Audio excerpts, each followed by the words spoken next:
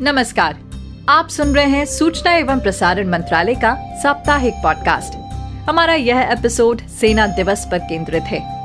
जैसा कि आप सब जानते हैं कि सेना दिवस प्रत्येक वर्ष 15 जनवरी को मनाया जाता है, पर क्या आप जानते हैं कि आखिर ये दिन इतना महत्वपूर्ण क्यों है? तो बिना देर किए शुरू करते हैं आज के विषय पर आधारित हमारा यह पॉडकास्ट। दृढ़ता, शौर्य, पराक्रम और बलिदान, ये शब्द भारतीय सेना की पहचान हैं। उनकी गौरव गाथा की एक एक कड़ी के सूत्रधार हैं और राष्ट्र के प्रति वीर सैनिकों की कर्तव्य निष्ठा की बेजोड़ परिभाषा है। आज भारतीय सेना दिवस है। यह दिन भारतवासियों और सैनिकों को गर्व से भर देता है। ये बात साल 1947 की है, जब हमें आजादी तो मिल गई थी, लेकिन सेना की कमान उस वक्त भी एक अंग्रेज जनरल के पास थी।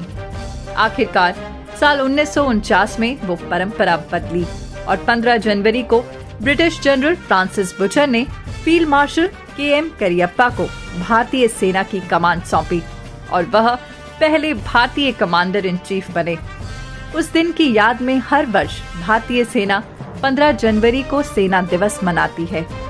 फील्ड मार्शल KM करियप्पा का जन्म 28 जनवरी 1899 में कर्नाटक के कूर्ग में हुआ था। उन्होंने 1919 में भारतीय कैडेट्स के पहले समूह के साथ सेना में कमीशन प्राप्त किया। 1933 में स्टाफ कॉलेज क्वेटा, जो कि अब पाकिस्तान का हिस्सा है, में शामिल होने वाले वह पहले भारतीय अधिकारी थे। 1942 में फील्ड मार्शल करियप्पा ने लेफ्टिनेंट कर्नल के पद पर रहते हुए 7वीं राजपूत मशीन गन बटालियन की शुरुआत की। 1946 में वो ब्रिगेडियर के रूप में यूनाइटेड किंगडम में बहुप्रतिष्ठित इंपीरियल कॉलेज में शामिल हुए। 1947 में जब भारत और पाकिस्तान का बंटवारा हुआ, तो फील्ड मार्शल करियप्पा ने दोनों देशों के बीच सेना के विभाजन का एक सौहार्दपूर्ण समझौता किया था, जो आज तक एक मिसाल है। करियप्पा 14 जनवरी 1953 को भारतीय सेना से सेवानिवृत्त हुए। खास बात यह है कि फील्ड मार्शल KM करियप्पा के रिटायरमेंट के दिन 14 जनवरी को हर साल भारतीय सेना आर्मी वेटरन्स डे भी मनाती है। बाद में उन्होंने 1956 तक ऑस्ट्रेलिया और न्यूजीलैंड में भारत के उच्चायुक्त के रूप में भी काम किया। भारत सरकार ने उनके बेहतरीन योगदान को सलाम करते हुए उन्हें 28 अप्रैल 1986 में फील्ड मार्शल के पद से सम्मानित किया।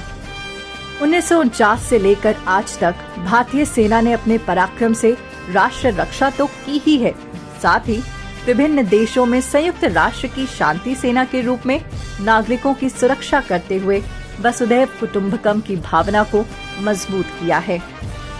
भारतीय सेना के साहस और पराक्रम से पूरी दुनिया परिचित है, जिसकी भारत के जाबाजों ने विशेष अभियानों से अमिट छाप छोड़ी है। साल 1948 में इंडियन आर्मी ने हैदराबाद रियासत को भारत में शामिल करवाने के लिए ऑपरेशन पोलो चलाया। साल 1961 में ऑपरेशन विजय अभियान के जरिए पुर्तगालियों से गोवा को आजादी दिलाई। साल 1965 में भारतीय सेना ने असलोत्तर की लड़ाई में पाकिस्तानियों को चारों खाने चित किया था।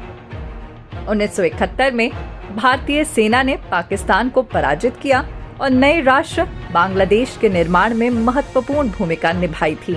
हमारी सेना ने साल 1984 में ऑपरेशन मेघदूत के जरिए सियाचिन ग्लेशियर पर रणनीतिक पकड़ को मजबूत किया।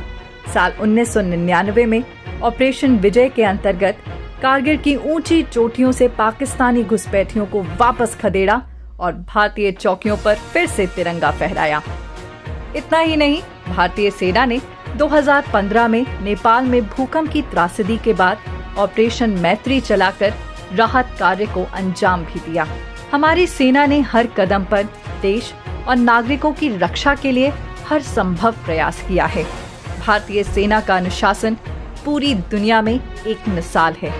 नाम, नमक और निशान की प्रतिष्ठा को बरकरार रखने के लिए हमारी सेना सदैव तत्पर है और अपने ध्येय वाक्य सेवा परमो धर्मः के जरिए भारतीय सेना अपनी कर्तव्य निष्ठा को कायम रखती है। पॉडकास्ट के इस अंक में बस इतना ही। अगले सप्ताह हम फिर मिलेंगे एक नए विषय पर एक नए पॉडकास्ट के साथ। जय हिंद।